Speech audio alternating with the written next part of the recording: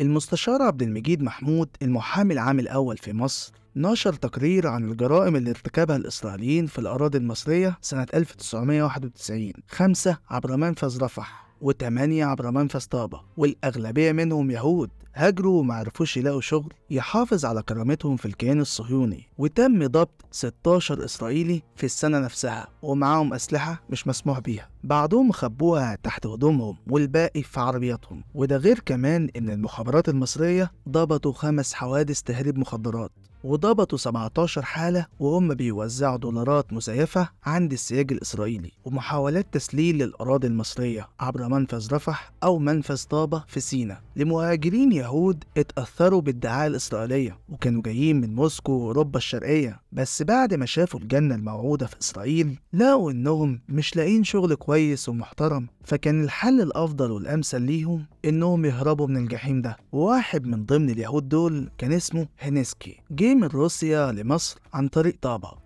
وهاجر لإسرائيل على أمل يلاقي شغل في إسرائيل، بس فشل، والشرطة المصرية قبضوا عليه في سيناء ورحلوه للقاهرة، وهناك حققوا معاه عشان يتأكدوا إنه مش تبع أجندات خارجية. وخلال التحقيقات اتضح إن هنسكي كان باحث علمي في وزارة البحث العلمي في الاتحاد السوفيتي السابق، ولما اتقبض عليه اعترف وقال إنه مش عايز المخابرات المصرية ترجعه لإسرائيل تاني تحت أي ظرف، وهو كان بيفضل يرجع لبلده أو يسافر لأي دولة تانية تقبله وتديله حق اللجوء السياسي. وللأسف الشديد قبل ما ده يحصل وبسبب خوفه رمى نفسه من الشباك ومات على الفور. والسفير الإسرائيلي لما عرف الخبر ده اتهم مصر بإنها منعته من لقاء اليهودي الروسي لحل مشاكله، ووصفوا الحادث ده بإنه غامض.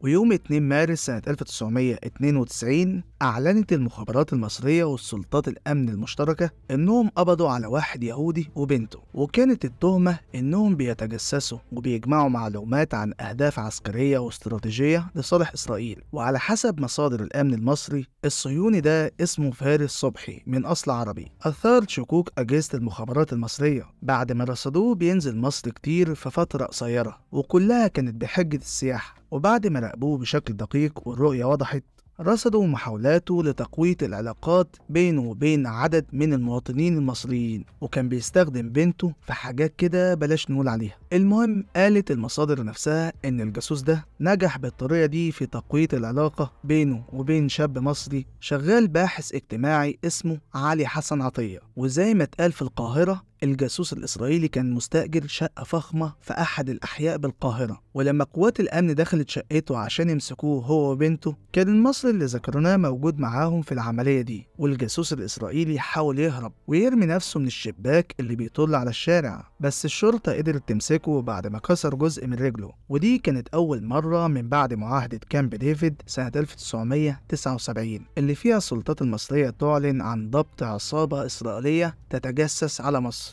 والأب وبنته اعترفوا بعد التحقيقات إنهم كانوا بيتجسسوا لصالح الموساد الإسرائيلي مع مجموعة من الإسرائيليين، وبنته قالت إنها كانت بتيجي مصر بحجة السياحة وكانت بتستخدم جسمها عشان تجمع المعلومات اللي كانت مطلوبة. وطبعا المهمة ما كانتش صعبة خالص، خاصة بعد ما سكنت في مصر الجديدة وقامت بعلاقات كتيرة مع ناس من الحي الفاخر ده. وسنة 1993 زار مصر 130 ألف إسرائيلي. وقتها المخابرات المصرية قبضوا على عدد كبير من الإسرائيليين اللي كانوا جايين مصر ومعاهم دولارات مزيفة وكانوا عايزين يغرقوا السوق المصري بيها. الأخطر من كده كان في عدد كبير من القضايا المتعلقة بتهريب المخدرات، خصوصا الهيروين لما بدأ ينتشر في مصر، وده كان بعد معاهدة السلام مع اللي ما يتسموش. انتشرت بعدها أنواع جديدة من المخدرات والسموم في مصر زي السموم البيضاء بكل أنواعها اللي ما كانش حد يعرفها وكنا بنشوفها بس في المسلسلات والأفلام. وعايز أقولك والكلام ده الناس الكبيرة تعرفه كويس، وقتها اللي كان بيشرب سجارة عادية كان بيبقى محرج يولعها قدام أبوه أو أخوه أو جاره. دلوقتي الوضع متغير جدا والشباب بقى بيشربوا حاجات عمرنا ما كنا بنسمع عنها. ومن خلال الدراسات الكتيرة اللي نزلت في الفترة الأخيرة قالك إن إسرائيل ما كانتش بتروج المخدرات في مصر لوحدها، لأ ده كان بيحصل في أكتر من بلد عربي عشان بتستهدف شباب الوطن العربي اللي بتمثل الخط الاستراتيجي الثابت ضد إسرائيل، ومن المصلحة للقوى المعادية وبالذات إسرائيل إنها تخدر الشعب المصري. بعد معاهدة السلام بقى فيه طرق جديدة للتجسس، مش زي فترات الحروب والرسائل الناسفة والطرود المفخخة، وقصص التجسس دي كلها بقت موضة قديمة ومش ملائمة للعلاقات الجديدة والحدود المفتوحة. بس على الرغم من كده العقيدة التجسسية قوية وثابتة وما بتتغيرش. ديفيد بن جوريون رئيس الوزراء الإسرائيلي اللي أسس جهاز الموساد تحت حكومته، هو ركز على توسيع صلاحيات جهاز الموساد وخلى أولويته الأولى